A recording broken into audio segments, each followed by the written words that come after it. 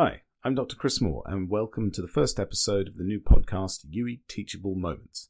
This first one is actually a roundtable event of sorts. We've got two undergraduate students that had a conversation with about their experiences, and actually we went into a lot of depth about stuff. We went into a lot about how they liked their teaching, what their first time at uni was like, but also a lot about their mental well-being. And in fact, we went on so long that we decided to split it really into two episodes, just because these two students were so amazing to talk to and I learned so much myself. I hope you enjoy it. Let's dive right in. That sort of thing. It'd be weird listening to my voice back on a audio file. I won't listen to it. Right, so thank you very much for coming. Welcome to Teachable Moments as the first one, so it's going to be interesting to see how this goes. Really, the idea is just to have a chat and see how you're doing. And today we've got as our first one two first-year Biomedical Science students, so very much started uni in the middle of the world having gone an interesting way and not having had the previous experience of uni at normal times. So this is going to be an entirely different perspective to most other students previous. Now we've got Harriet and we've got Kate. And I think the first thing I wanted to ask you guys, because I know you relatively well, but what's your origin story, as it were? Why did you choose either to come to UE, or why did you choose BMS, and why did you choose to come to uni this year? I came to UE because I used to go to, there's a science fair called the Big Bang in Birmingham, and it's mainly for kids, but my mum used to go all the time, and we met some, I think they were like paramedics or something, and I just got chatting to a fella and said, look, I didn't take chemistry A level, really didn't want to, hated it. But what can I do? Like, I want to go and work in a lab and I want to go and work with patients and stuff. I don't want to do medicine, don't want to spend that many years in education. I also haven't done chemistry, so like, am I stuck? Is that my only option? And he was like, no, go and do biomedical science. I was like, all right. And he says, but make sure you do an accredited degree. And I had absolutely no idea what that meant. And he was like, yeah, because some places you then have to do a top up if it hasn't been accredited, which is like a waste of 2 years. You could just do it all together. I was like, right, okay. So I downloaded the list of the IBMS accredited unis and just started from there. Crossed off all the ones in Scotland, crossed off all the ones in anywhere that's far away. And I was left with like a handful. I think I had this one, UE, Kiel, Aston. Aston was a bit close to home. So yeah, and then I've got some family that live in Bristol, so I know Portishead quite well. And I just thought it was nice to be away from home, but not too far away from a familiar face. And I love the beach, so it's a good choice. I came this year. You chose Bristol because of the beaches? Like we're renowned for our beaches? Western-super-Mare's not bad. I know everyone says it's a little bit sad, but we're in the Midlands. We've got absolutely nothing. Our closest beach is like 2 hours away, so you know it's nice. I like hearing the seagulls. Every time I hear a seagull, I go, "That's how you know you're in Bristol." So I just think it's entertaining. It's a completely different culture to where I'm from as well. Like, there's just so many different kinds of people. I'm from like a little town, and we've got 2 shops and a post office, and that's it. So Does that have to constitute a town? Is that like a hamlet? Pretty much, yeah. We've got a library, a co-op, a subway, and a post office, and that is literally it. So loads of people I know just never leave this county, and I couldn't be doing that. So Bristol is a whole new world, but in a good way. So I was meant to come last year, had a broken leg, terrible accident, stayed in hospital for about 6 weeks, got a cheeky little bit of metal put in my leg, all sorts of stuff, and I was still convinced I was coming. I did it a week after I finished my A levels, so that was fun. So yeah, I was still in hospital in August, and I was like, I'm still going. I've still bought my stuff. I'm going this year. I was meant to be in a house, so I texted all my housemates that I was meant to have, and my consultant at the hospital was like, you do know you've got at least 10 weeks recovery left, and it was like late August, and I was like, no.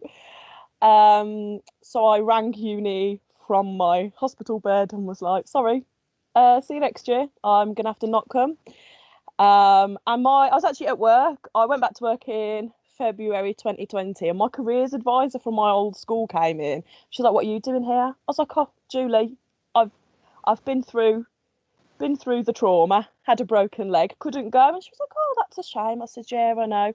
Then obviously the pandemic hit, and everyone was telling me to defer another year. Defer a year, you don't want to go during a pandemic. And I thought, I cannot possibly stay working in a little shop for another year of my life.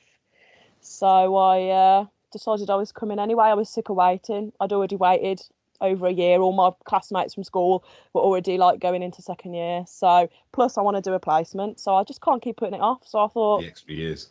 Can't be that bad. Which shop were you working in, by the way? The Subway, the post office, or the co-op? I was in Subway and now I'm in co-op. So you just move around the three businesses in your entire town. I've not done the post office yet. I don't think I ever will, to be honest. But no, so I just didn't want to be here anymore. I've done my I'd stayed for sixth form. I'd done all that rubbish. I couldn't be spending 30 hours a week working in a shop for much longer because I get bored. So here we are, and I'm glad I did. You know, I going back to work. I've literally had one shift back during Easter, and I'm already thinking, I'm so glad I went and I got out of here. No offense. That's interesting that you had to take a year off because you wouldn't be able to physically attend because of a broken leg, but still elected to join in a year where you've probably been sat down more than you were during recovery. I feel like I've been robbed 2 years. Honestly, it's been hard. It's been really hard. However, I was at a point where I was sleeping downstairs in a camp bed. Couldn't get up the stairs from June to November. Yeah, horrendous. So my poor mother, my brother's at uni, he's gone, fledged to the nest. So it's me, the dog, and my mother. And I had just been in the dining room and lounge and the kitchen for 6 months straight. And I thought, just get me out of here. So I've gone from being completely dependent on everyone around me to help me because obviously couldn't walk, was on crutches, in a wheelchair, whatever, to saying, see you later, I'm going to Bristol. And do you know what?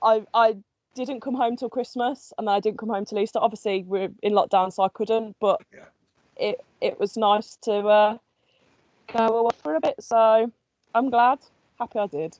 That's really good going. Bloody hell, that's it. I didn't know about the leg thing at all.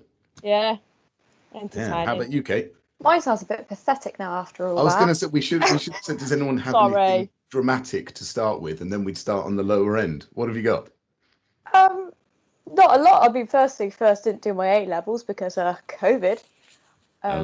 So that was a joy. I did biology, chemistry, and psychology at A level. Didn't have a Scooby what I wanted to do. Thought I might wanted to do medicine because I really enjoy all that. Found out I needed to get a 7 in my maths A level. Not A level, GCSE to do medicine, and I was like, oh shucks, because I only got 6. What's a 7 nowadays? Because I got an A. An A, okay. Because I'm gonna have to learn this when my kids are in it, but you know they've gone messing up the system with. I needed to get an A in maths, but I only got a B, which I'm still pretty chuffed with. My teacher told me I'd be lucky if I pass, so I was like, yeah, up yours. So yeah, I was like, well, I can't do medicine. I don't really know what I wanted to do, so I was just like, right, I'm just going to go to an open day. I thought about forensic science. So I was like, I'm going to go to an open day, kind of look around forensics, see how I like that. And then I saw biomedical science being offered at UE, and I was like, biomedical science, what's all that about then? And then they took me down to the lab, and I was like, labs are pretty cool, you know, because that was the only thing I liked about chemistry was the like practical element and all that, and like doing all the lab stuff. So I was like, I think I want to be in a lab. Burn off medicine, don't need that. And so I only went to UE and Bournemouth open days, and I really liked Bournemouth, but the degree wasn't accredited. At the time, I didn't really know what that meant. So it's by sheer luck that I'm on an accredited degree, got to be honest. Oh, so it was kind of a deciding factor, but you didn't really know what the point of it being a deciding factor was. Yeah. Well, when I came to UE, I was like, this place is beautiful. And obviously it's only an hour away from where I live anyway, because my main thing was I wanted to be close, not because I wanted to be near my family, but I wanted the comforting thought of if anything happened, I could just go home in a day. Yeah. And it wouldn't be like drastic. I should have gone and looked at Portsmouth, to be honest. They gave me the same grades as I did at UE, and I should have gone to Portsmouth because it's third in the UK for Biomed, but I just didn't want to go look at it. and I just vibed really hard with UWE, and here we are, basically. So how come you didn't want to go look at it? Like it's that bit further away, or Well, it I was. mean, Bristol's a more beautiful place than Portsmouth anyway. Yeah, that's true. I love Well, that she brought the rankings in as well, and like Yeah. a sort of UE thing. She's like, and they're third, suck it. well, well, I like it here. I also had a big thing about not going to like a Russell group or like a really high-end uni because I didn't want that stress. I've always been kind of mediocre. I've never been brilliant, which is shocking because I came here and you were like, yeah, you're going to do really well. And I was like, hold on. That's the first person ever to tell me that. But yeah, me and my friend were going to go after college. We were like, do you know what? Let's go get in the car and let's just go to Portsmouth and have a look around. And then we were like, yeah, maybe let's not do that because we've only been driving for 2 weeks and we might die. And I just couldn't be bothered. And in my mind, that was enough to be like, it's not worth it. Do you know what I mean? It was kind of like a gut instinct of like, UE was where I should be because if I really liked Bournemouth and I didn't know anything about the accreditation, I would have just gone to Bournemouth. Yeah. But I just really enjoyed UE. I really like the SU, which is ironic because I've only been in there once. Student Village, I was like, I have to live in Student Village. And I remember on results day, I was like, if they put me in Wolves Court, I'm literally I might as well just say bye to my savings now because I can't afford that. But then they put me in Student Village and I was like, yay. And yeah. So is there a big price difference between the two, Wolves Court and Student Village? Well, I had a big thing about having an ensuite because I'm a snob. I didn't want to share a toilet with boys, gotta be honest. I did it for 18 years. I didn't want to do it for another 4. So I had to have an ensuite. So the difference between the ensuite at Student Village and an ensuite flat at Wolves Court was like $4,000 or something. Whoa. So I was like, yeah, no. And I didn't put Carroll Court as my options because I really wanted to live in a flat. So. Do you know what? It's really interesting that you mentioned I can't talk. Really interesting that you mentioned Russell groups because when I was applying, my head of sixth form was a bit of a snob, and obviously we're from like a little town, so we haven't had a lot of people from our sixth form go to like the big Oxfords, whatever. And he calls me in his office and he's like, why aren't you applying here? Why aren't you applying to Oxford? Why aren't you applying to Cambridge? And I said, well, calm down, Mr. Giles. I said, I want an accredited course. And he was like, what's that? I was like, well, I want this course is accredited. And the Russell group, so I applied for Liverpool John Moores and Uni of wasn't accredited. I applied for UE and Uni of Bristol wasn't accredited. I think I applied for Keele. I applied for Aston and Uni of Birmingham wasn't accredited. I said, just slow down.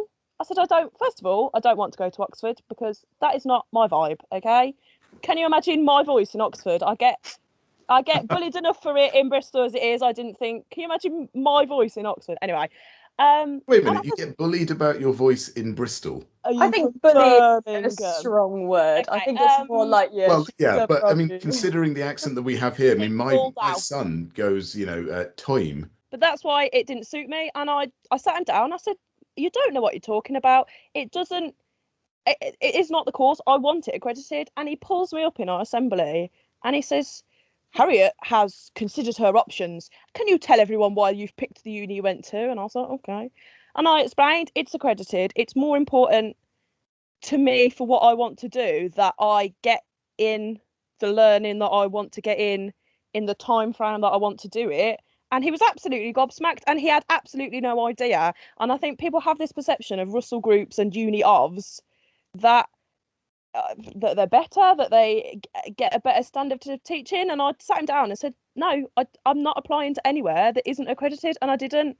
And I think that's really important, especially for people who are looking at where they're applying, that even Cardiff Met, I looked at Cardiff Met, Uni of Cardiff was not accredited.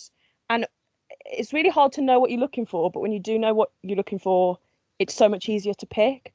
So I think it's really important when you Russell groups are not the be all and end all of the university experience. Also the mention of teaching standards, it was a big thing for me as well because TEF Gold. have TEF Gold, don't they? And Bournemouth was TEF Silver.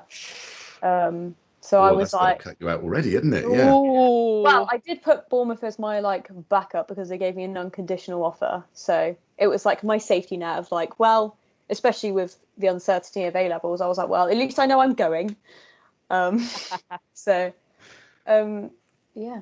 The TEF thing's kind of tricky because an institution will have the rating, which is kind of I don't know, not a mash together, but it's like an average across the board.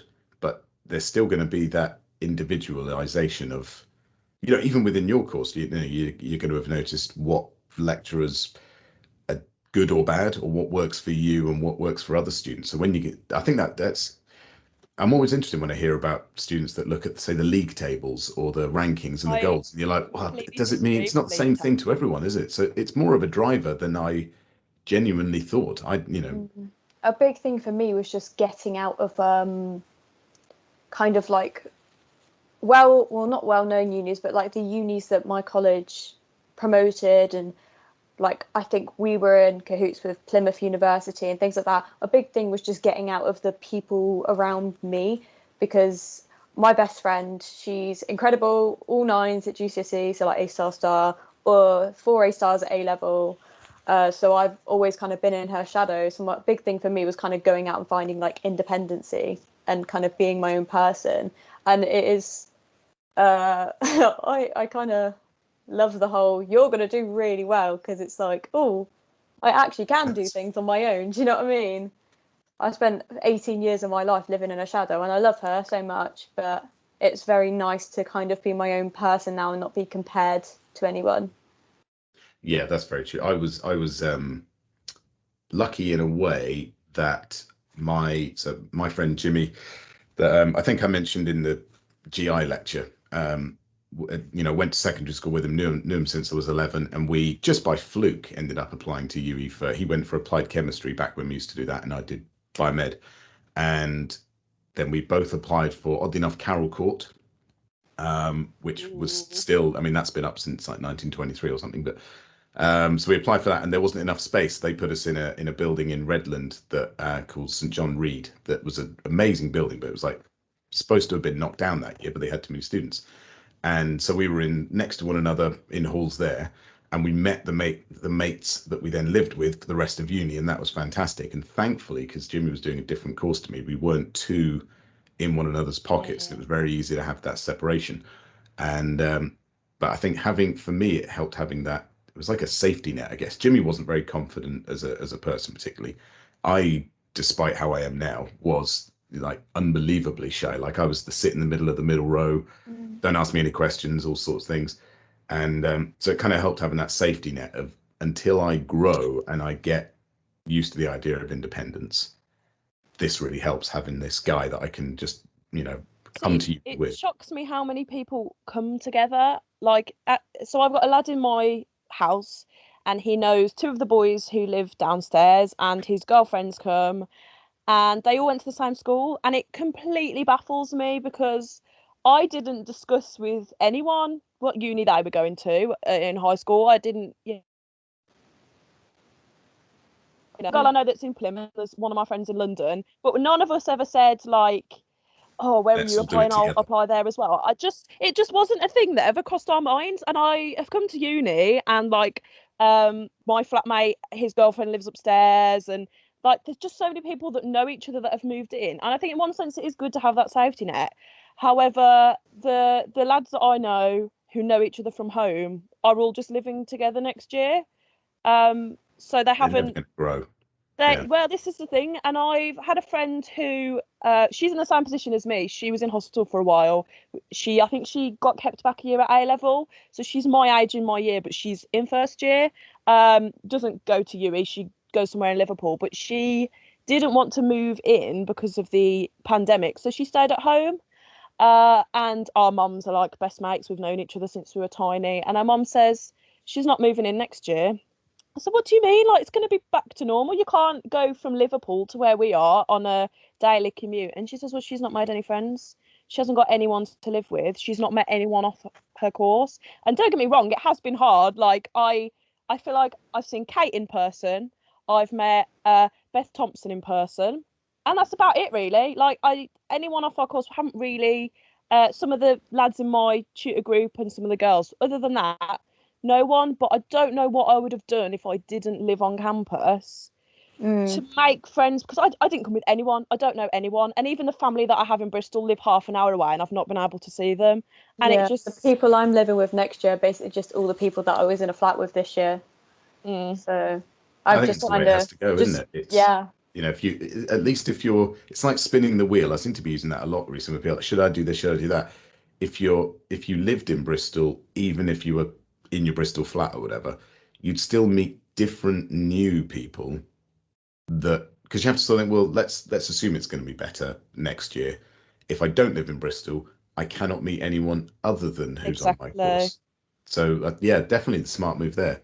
But like me and Kate, we still manage to go to the library, don't we? And like, even though there's nothing going on, we still manage to get that interaction where if I was at home and she was at home every day, maybe we could sit on Teams and do some work, but it's just not the same, is it? Like, no, it Kate definitely helps a lot being in person. she got me up at 6 o'clock in the morning when it snowed that one time, didn't you? Well, And I was messaged me. up at 5:30, so I was like, if I'm awake, you have to be awake. Sorry. So we went out in the snow about 6 o'clock in the morning. It was freezing cold, but I wouldn't have that if I lived here at home. Like, I don't know. I'm just a big advocate for just getting out there and move out. Teach yourself to cook. Do your own Yeah, I think you laundry. need that deep end, don't you? Every now and then, there has to be that lemming side of it. Let's just jump off the cliff and see what happens when you're a student, and particularly if you are kind of shy, like Kate, not having previously been told, which seems startling. That now I hear it, that you weren't, not that you'd been told in the past you're not capable of much, but no one had ever said you're You going are. to do well. That just seems crazy. And so if you're someone like that, It was never like, oh, you're not going to do well, but it was always, you'll never do as well as said best friends. And yeah, it was like, I know that, but can we like Not positively talk about it. reinforce my achievements? You know what I mean? Yeah. But I also just realised I never answered the question about moving to uni in a pandemic. Basically, my anxiety was like, it'll be quiet this year, let's go. So so even that's interesting. Even though you went deep end with let's move to Bristol and I'm not going to know anyone, and then oh dear God, there was also but it's going to be a bit quieter so I can ease myself in. yes, and I'm telling you now, as everything starts opening back up again, everything's kind of getting a little rowdier, and I'm kind of sat in my room like, oh dear God. Do you know what? I'm dreading it, and when I'm things so open scared. again, I Yeah. don't really like go out clubbing. Don't get me wrong, I'll go for cocktails and go out and stuff, but it's done me well to get my maintenance loan and ferret it away like a little squirrel and save so that I can, when I do a placement year, I would be broke if the clubs were open. I would be broke. But I've managed to save money, and now I'm sitting on a little bit of money where I can go, you can do a placement year wherever you want to. You don't have to think about, because I wanted to go to the QE in Birmingham and I thought I can stay at home, I can get the train from home, I can not have to spend a lot of money. And now I'm like, oh, thanks Corona, I haven't like spent money on beer. money is a very good one to talk about as well, because I did not realise how little money I would get from the government. I didn't realise how little of a maintenance loan. I mean, there's been a bit of a change in finances at home now, so next year I might get a little bit more, fingers crossed. But I get the bare minimum, so I get 4,200 and something, and my rent is 5,500 and something. So hence the part-time job. Otherwise, you couldn't afford groceries. Yeah. Well, my job pays for my groceries and everything. We did get a grant from my mum's workplace, which I'm not going to get next year. So it kind of did make it up. So I had to only find £300 for the rent. But basically every month I put £50 of my pay packet. I only get about £350 a month as well. I put £50 into my savings, £50 into my rent pot. I put £50 towards my car insurance because I need to keep that on the road. And then everything else is just kind of groceries and stuff. But I've always been really anal with money. But I just think it's something that needs to be spoken about more, because I don't think people... Because I was just under the impression, I was like, yeah, I'll go to uni, I'll get money given to me, it'll be a cushy lifestyle. And it's really not. I mean, I'm grateful I go to work and I enjoy my work. Like, I've come home for Easter and I've travelled up to Bristol Saturday and Sunday this weekend to work. So I had an hour commute up and an hour commute back just to go to work. And But 30 I quid of loved, petrol. yeah, Yeah, that's true. You just spent the petrol or spent your wages on petrol. well, the money that I would have spent on food, I've spent on petrol instead. So That's true, because the kitchen have mugged out. if not less, because I'm a very economic friendly driver. But I feel like part-time jobs are not spoken about enough, and that was also a big thing, was getting somewhere that I could transfer to, because That's really actually, hard. I've had that with a few students in the past, where Becca, one of my APTs or PSTs as we call them in DAS now, she frequently transferred between Tesco's, so home and here, so she could maintain that income all the time. I did wonder, actually, now you mentioned maintenance loan, given that a lot of people applied for these during potentially furloughs, did they take that into account, that you're only getting 80% and therefore you get more maintenance? I don't know what it'll be like for next year. So for my maintenance loan next year, we have to go on a current income thing because of my financial problem at home. But for the maintenance loan I received for this academic year, it was based on 2018 to 2019 salary. And that was a year where both my parents are doing very well financially. They both just had a promotion or whatever. So not at all reflective of what you can actually afford at the time that you need to spend the money. No, and the big thing with my parents as well is I'm in the difficult situation, which also was not spoken to me, because I was under the impression it would be my mum. It would be my mum's income.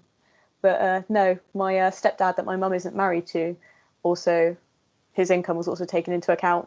So and he's not liable for Kate's finances. It's not like he's going to open his pocket and say, I'll pay for your rent. Yeah. But they also have a big mortgage because step parents, they only been together for like 12 years, if that. So only 12 basically years. had to start. Well, yes, but you know what I mean. In terms of a mortgage, that's not a long time, is it? Oh no.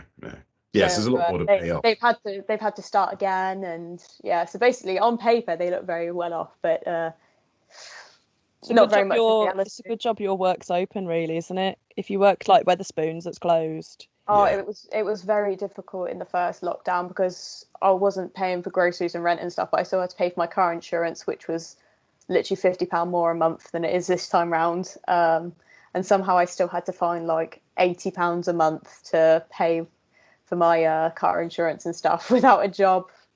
And I only do 10 hours a week, so I was only getting furloughed like 8 hours. So see, I'm in a completely opposite position to Kate, because my mom's a divorcee, so I get the full maintenance. So they have increased it due to inflation. By £400, mine's gone up because of the lockdown. So I used to get the maximum, but the maximum available one has now increased. So it used to be like 9,700, which used to be like you cannot get more than that, but they've increased it because of obviously inflation and job losses and things. Kate swears. But I was in a position and mine where just got blown. It's like, how much?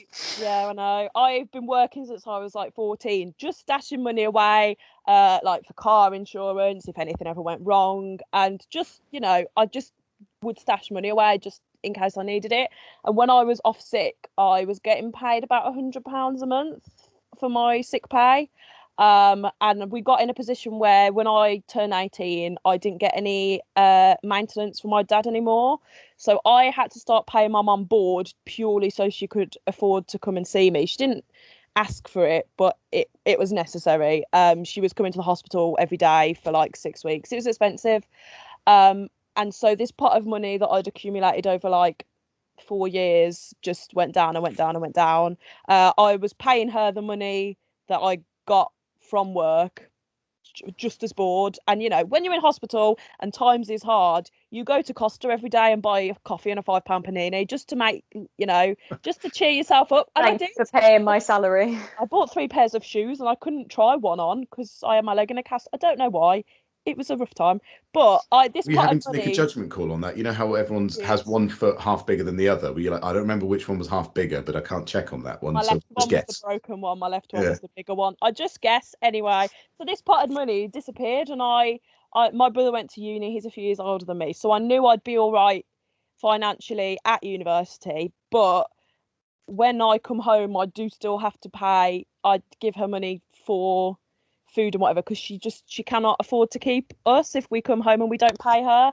However, at uni, cushy life, I can go to Costa, I can think I've got money left over that I've kept away so that when I need it for a placement year or whatever, I've got it there. But it's a completely different, I can see it's so hard that I know a friend who's gone to uni and her dad drives a turquoise Porsche. I won't get into that, but they're rich, but he still could not afford to give her £10,000 a year.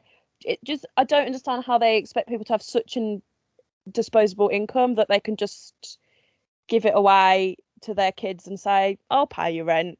You know, some people are lucky enough for that, but it just completely gobsmacks me, the difference. I think they should at least give you enough rent. Just yeah, rent, it should definitely be enough just to pay the rent. And especially since the accommodation, like the whatever rebate. it's called.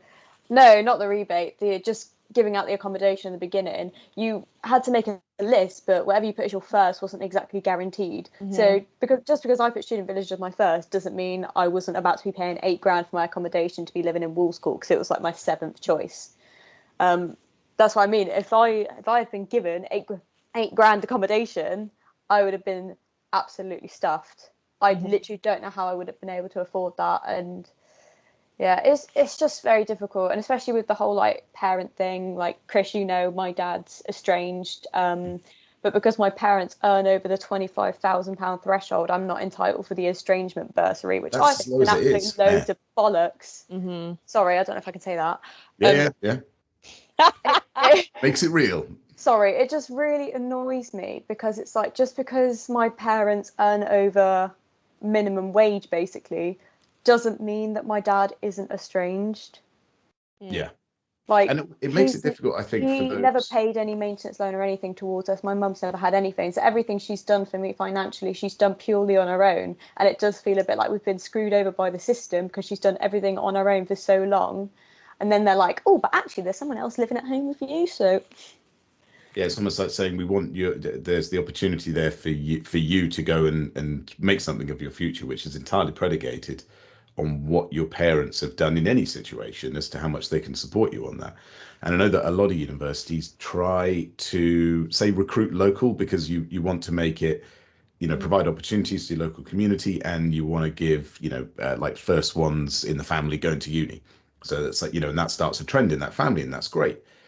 But then a lot of times it's, you have people that there's younger siblings at home, and they're not going to be able to study if they live at home as well. They only live in, say, Weston, but if they stay there, they've got to commute 30 minutes in. They can save on the rent, but they've got to commute in. They got, younger siblings at home or whatever, or parents that are struggling, and therefore it's harder, which means they not only can't study as well at home, even though they've got a campus for the learning, but they also can't have that growth that Harriet's mentioned about going in the deep end and going, if I'm ever going to not just be the first kid that went to uni, but I'm still trapped at home in my community, I need to move, even if it's 30 minutes down the road. And that's nigh impossible with the system the way it is, it sounds.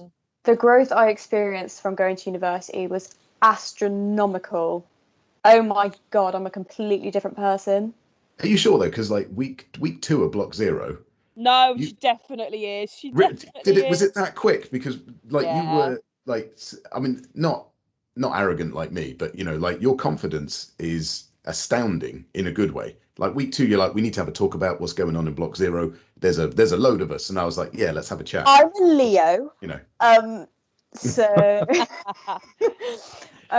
well, my confidence has always been kind of up there, because basically just daddy issues. So I just kind of had to get on with it, and it is what it is basically. So that's kind of where that comes from. But it's not the confidence, it's just the life skills, to be honest. Oh, okay. I've just learned so much. I didn't even know how to turn on the bloody washing machine before I came to university.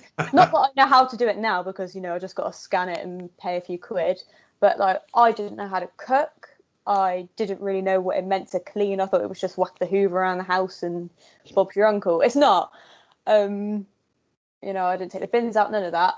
My mum literally says to me when I come home, she's like, I'm so sorry you've had to come home. I'm like, what do you mean? She says, because I cook rubbish meals for you, and you're literally cooking Gordon Ramsay style meals at uni. She says, who's taught you to put the toilet seat down? And I was like, Mum, what do you mean? And she went, you've just put the toilet seat down. And I said, oh, our buttons in our toilets are behind the toilet seat. So you have to, and she was like, this has done a world of good for you. I was like, Mother, like, I could cook and clean before I left, but she's gobsmacked that suddenly I literally couldn't do anything. I mean, my mum didn't let me touch the oven. She was like, I haven't got time to teach you how to cook, because bless her, she works full time. She was like, I haven't got time to teach you how to cook, and if I can't teach you, you ain't coming near my oven. And I was like, fair. That's her pride and joy, that thing. But so just going to uni and just learning how to cook, like, I bake for fun. I went to the library with Pippa a couple of weeks ago, and I turned up with these, like, they were supposed to be chocolate muffins, but I don't have a muffin tray, and they were like became brownies. I was like, do you want a brownie? And she was like, yeah. Damn. Actually, I got that. God, I was terrible then, because I mean, I learned not that we did a lot of just living off pasta, and oh God, I used to not live off, but when I did bolognese, it was M&S, it was fancy, but it was bolognese in a tin. And it's only once you learn to cook actual bolognese, you go, that looked like dog food coming out of that can. Like, it was horrendous. And using dolmio as a pasta sauce, whereas now we use, heaven for, tomatoes. And when you suddenly do that sort of thing, you're like, oh my God, if I have dolmio now, I can feel the cavities appearing in my teeth. Well, we don't go as far as to say I don't use dolmio, because that tastes like home. So I have spag bowl every Thursday, because that's when my family have spag bowl, and sometimes we FaceTime and have dinner together. Well, over the first lockdown, I say first lockdown, this lockdown that happened now, I was living on my own, literally on my own, for the first 4 weeks of lockdown. So, FaceTime in my family. I mean, Chris knows I was ringing him basically every other day just to have a catch up. It was the only social interaction I was getting. I was literally living on my own. Oh, bliss. But yeah. See, I've got 4 or 5 people in my flat still. I still ring my mum every night. Sometimes I ring her and we sit and watch the Chase together, because it's like it's I just think it's necessary. Like, I know a lot of people that come to uni and they don't have a good relationship with their parents, and that's it. Like, my brother, he could be anywhere in the world right now. He goes to uni in Coventry. I've not heard of him in weeks. He could be doing anything. I know he's fine. He's one of these people that just leaves and he rings us if he wants something. But I came to uni and I warned my flatmates, I was like, I'll cry for the first 2 weeks. I'll be homesick. Surprisingly, I wasn't. But I remember you saying in the group chat before we all moved in, you were like, I'm going to cry like a little bitch. And I was I didn't, but I do ring her every day. She's probably like, just bog off, like I'm trying to watch the Chase. But I don't know. It's so nice. It's nice. Plus, it's gonna be like, what news can you possibly have? I only spoke to you yesterday. Well, I don't know about Harriet, but I'm one of those people that definitely just FaceTimes people, and we don't talk. Like, I FaceTime my boyfriend all the time. We don't talk. We just like to be in each other's presence, almost. I mean, it's difficult with my boyfriend because we're long distance, always have been. He's in Essex because he's in the army. Don't know if I can say that. He's not in the Secret Service. Yeah, I know, but he gets weird about me telling people that. I don't know, but so we just FaceTime we FaceTime every night, and sometimes play games with like friends from back home. Sometimes I watch TV, he'll read a book, whatever. But it's just nice to have like people around, almost, like, especially at the moment. That's been the hardest thing, is just the sheer loneliness, got to be honest. Well, yeah, because the other day you were, it was either PST or it was the lecture, and you were down in the kitchen. I think it was the lunchtime drop-in. And that seemed like it was just a change of scene, even though the setup is much better in your student room, because you can see you got the mic like me and the double monitors and stuff like that. But I think a lot of people do that, like Harriet's come upstairs mainly to escape the dog barking, but it's just different room to person. And it's quite funny, actually. I haven't done anything outside of this room work-wise, just because it's comfy anyway and it's miles up and that sort of thing. But when you see someone in a meeting and their background is suddenly not the back bedroom that you saw them in for the last time, it's like, oh, you're out in your garden, are you? All that, and then and it's very weird changing conversations. Well, the first thing you said to me was, you're not in your horse. Where are you? Exactly. Just at home. But I kind of like that about the online learning. I don't particularly like the online learning thing because I have to do this a lot more than I would because I can't move around. It throws me off. Um, like I said to you guys a few weeks ago, I'm doing about 30% of my capability stuck up here in my study.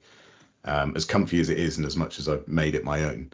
But I hope you realise you're proper hyping up your lectures, and you're going to need to oh, really like if I do a deliver real one, they're that gonna have to be first one. amazing. Yeah. That's the worry. It's like I'm gonna have to.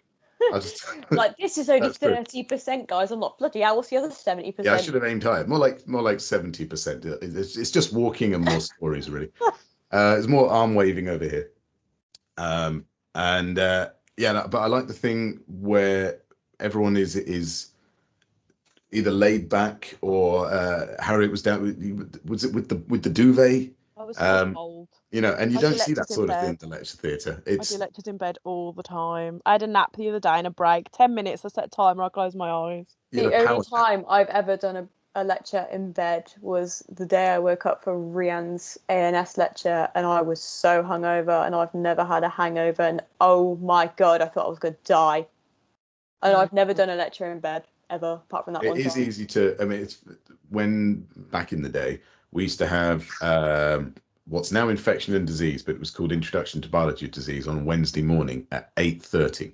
Oh, and Tuesday night then was student night. Not every night of the damn week like it is now, but Tuesday night was student night all across the city. And we would be hungover to hell, and half the people wouldn't have shown up, and a lot of people would go in, and this is when we only had 2-hour lectures, and people would go home in the breaks and be like, oh no, I've just been like sweating beer for the last hour and a half, you know, and I'd always stick it out because I was one of those, like, you're afraid of what you'd miss because we didn't have recordings or anything back then. The internet was only new, all that sort of thing, all that scary old man middle-aged stuff. They just invented cars. That's the one. And so yeah, so when people are like, oh, it's too early on a Monday, like it's 11:30, why are you tired? You know, that's quite a funny dynamic, I think, in the online such environment. a massive culture shock. I don't know if it's just English drinking culture is a massive culture shock, gotta be honest. My family don't really drink. We don't really drink. We just don't do it. So coming to uni and everybody's partying, I'm like, bloody hell, guys, it's school night. Like, what are you doing? School night. I feel like such a grandma, but they're literally like partying on a Wednesday, and I'm like, yeah, no, it's 11 o'clock. I'm trying to sleep. I'm such a grandma. The first 2 weeks I moved in, even when the SU was open for like 6-person social distance whatevers, I would get up at like 8 o'clock every day, and I'd like make a full breakfast and a cup of tea and get dressed and get on my 9 a.m. And I'm like, what's everyone's problems with 9 a.m? Like, God's sake, like I am up and fresh. And now, like, what time did I get up this morning? 8:30. And it's just, you know, when I'm at home, just get up early.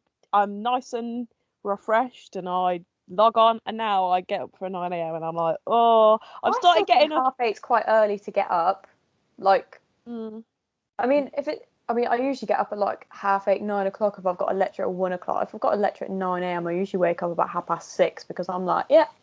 Damn. Well, I like to take my time with things. I don't like to rush. I started work on Saturday at 8 o'clock, so I had to leave at 6:30 to get there on time.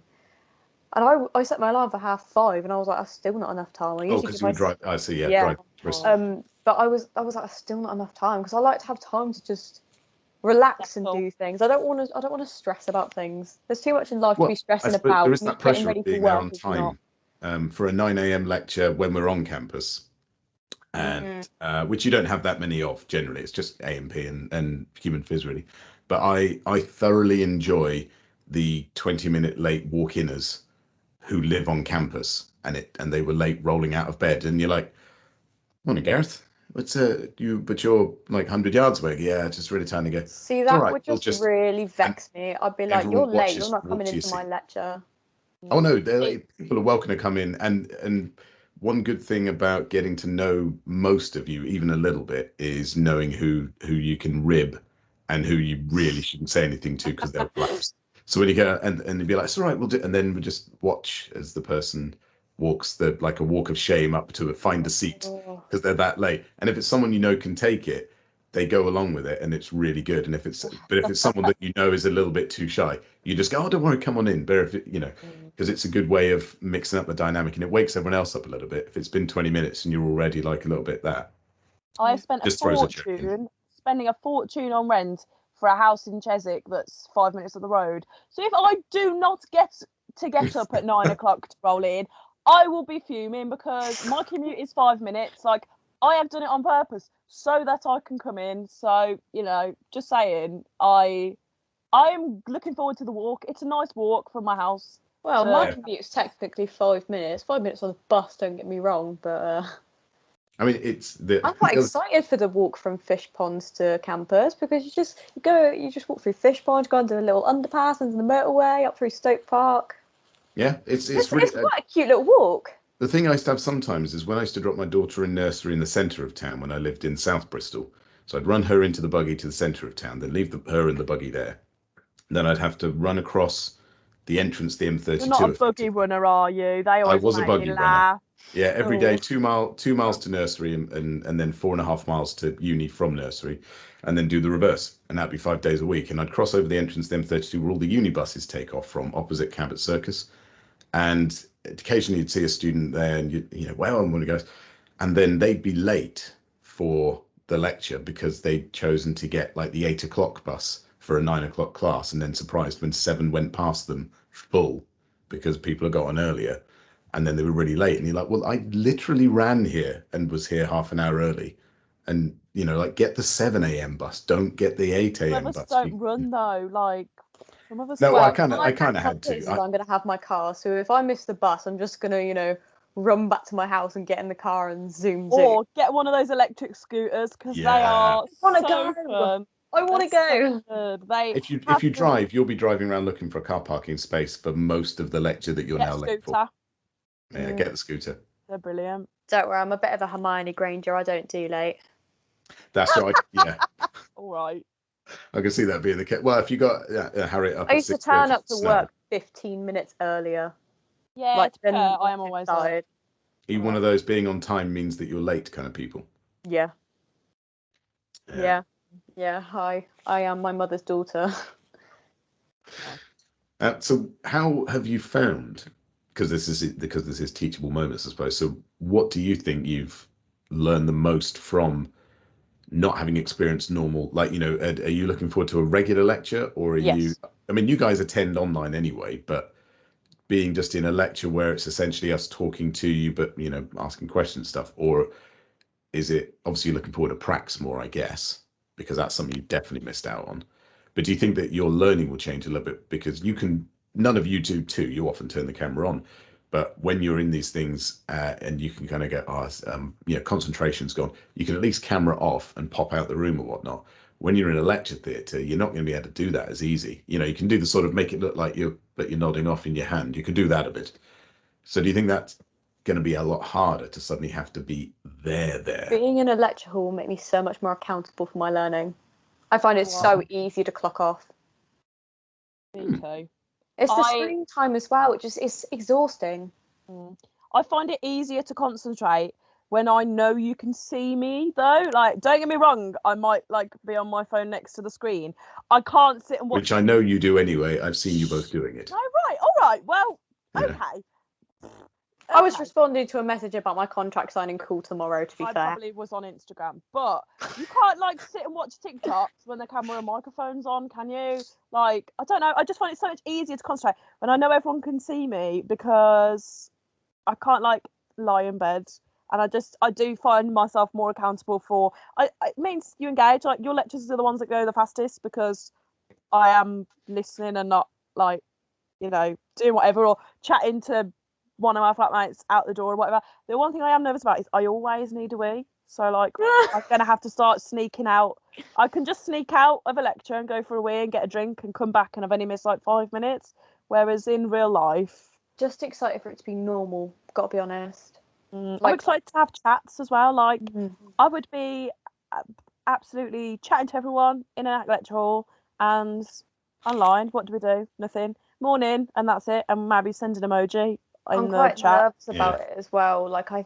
I'll be on Snapchat and I look at my memories, and it'll be from college like 2 years ago, and we're all sat so close together, no face mask, no nothing. I'm like, and to think that it could go back to that very soon is quite scary, gotta be honest. But I mean, you know this, Chris, as well. I've told you this before, but when I came for an open day, I looked at the lecture halls and I was like, God, I never want to sit in one of them, and that really did not age well. And do you think that's just because you haven't had it normal yet? But it will wear off quickly. You'll be like, oh man, I'm done with this, because it's going to be recorded anyway, isn't it? So do you think you'll fall into that trap of I'm half, you'll either, well, I suppose more of a general thing, you know, students will either show up because they've not had it before and it'll be new and exciting and in a room with people, and then 6 weeks later be like, oh, it's a long time to pay attention, but there's a recording, I'll watch that. You know, do you think you'll fall that way? I mean, some people will. I don't think I will personally, because just going, I mean, like it. I'm like a When I Labrador. don't pay attention, Like a Labrador. go back home, watch a recording. Do you know what I mean? I'll just do anything for human interaction. Like, Yeah. I will be there. Like, yes, please, let's do some teaching. Please, let's get something done. Like, I don't know. I don't think it'll wear off. Plus, like, I don't know. I've got a year of this to make up for, so I don't think it will get boring as easily. Whereas I think most people who go into second year have already had their first year of lectures, and so I don't know. I think it has put us in good stead to still be excited about doing things, whereas normally people are in a position where they've done lectures for a year, they know what it's like, they know where they're going, whereas like I still don't know where any of these rooms are. I still have to look on a map. Like, grab your attention for longer. I'm still excited to go more places that I haven't. Yeah, you guys are going to have to give us a bit of leeway on like getting to the lecture halls and stuff, because I don't even know where to first year begin. again, wouldn't it? Yeah, like I didn't even know where the library was until about February. I'd never you said been. you hadn't explored the campus, yeah. No. I didn't go till me and you went. We've had no reason to. We've literally No, it would just had be no doing reason it for the sake of it, wouldn't it? Yeah. And we're all, I mean, I don't know about you, Harriet, but I'm a bit scared to go in the building, so I don't want to get told off and be like, it's COVID, you shouldn't be in here. Do you know what I mean? Although it's like a bit of a ghost town, and I know where Starbucks is, and I know where the library is, and I can't remember what I was looking for. One of the first weeks I moved in, I think I was looking for an info point because I needed a letter to send to the council about that I'd moved residences or something. And this, bless her, this little woman from the library took me up the stairs to info point. They were closed. She was like, okay, we'll go down here. She took me to all these different offices. I can't remember what happened in the end, but bless her, she like took me on a tour of 3 levels of the block because we didn't know where we were going. And I feel so sorry for, like, if someone asks me next year, if a first year asks me where to go, I'll be like, sorry mate, I can show you the library or Starbucks, and that's it. So yeah, the circle is very small of places you can find. Yeah. Well, it does constantly just feel like an open day. I mean, luckily now I know where the bus stop is in relation to Wolves Court or Student Village, because I remember when I came for my open day, I was like, bloody hell, this is a big campus. It's not, it's a tiny campus.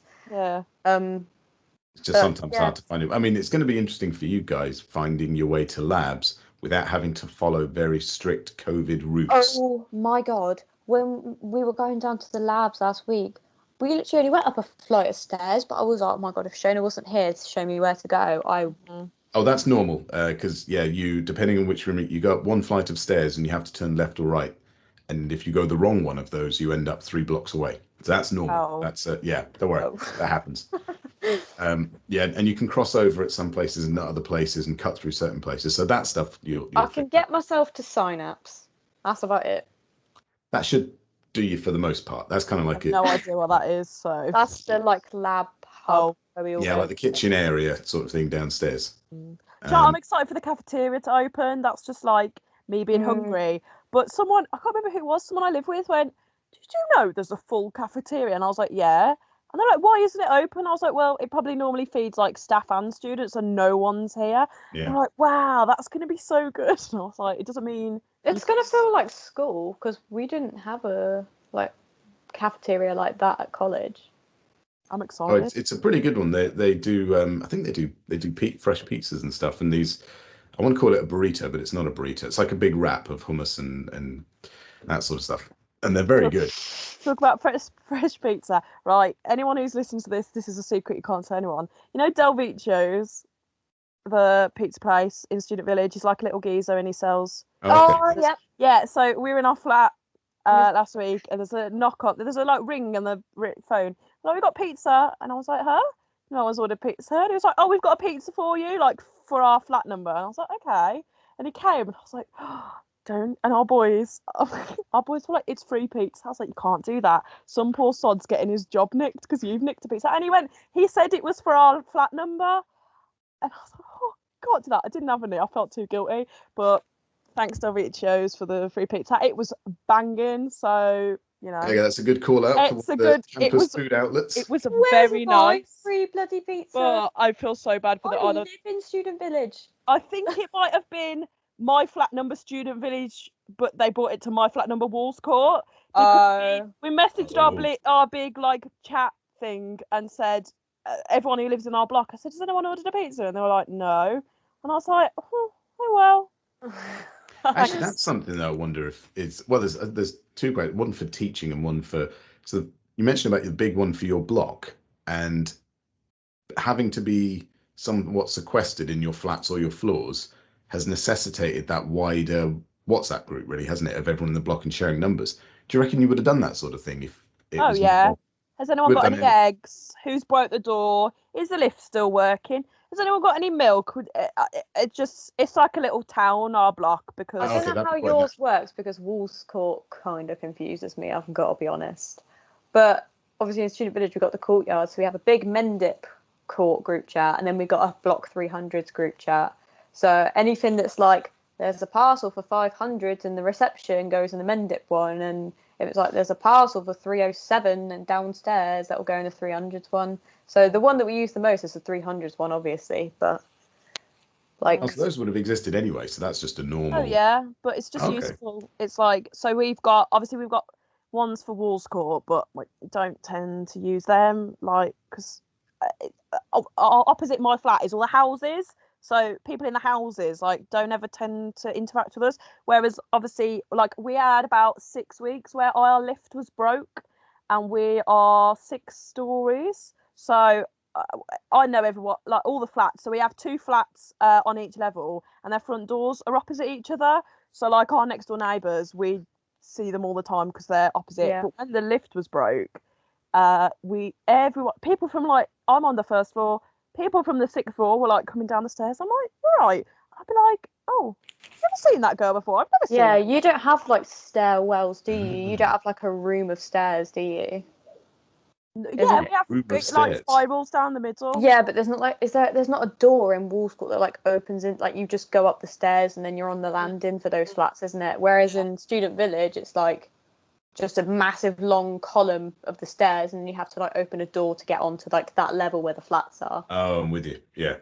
So it's been nice. I feel like I'm in my own little village. Like I've made friends with a few people that have just like randomly shown up at my flat, and they're like, hello, and I'm like, who are you?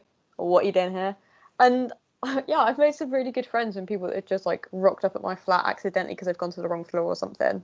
We had a girl who lives in the flat upstairs. She knocked on our door, and I like looked through the eye hole, and I opened the door and I said, you all right? And she went, yeah, my key card's not working. And I was like, okay. And she walked in and I went, you don't live here. And she lived in like the same flat but 1 floor up, and she like pressed the wrong button on the lift. I was like, you don't live here. And she went, oh. And I was like, how did you not realise that I'm not your flatmate? And I spoke to one of the girls who lives with her, and she says she's so embarrassed. If we ever mention that to her, she's so embarrassed. And she won't talk about it. And I'm like, oh, it's quite funny.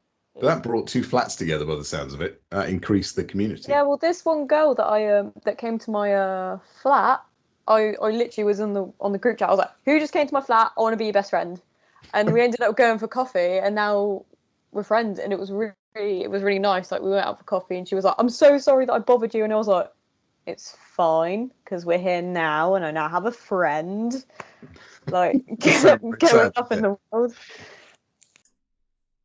So that was part 1 of this very special, what ended up being a 2-part first episode. Hope you'll join us for part 2. See you in a bit.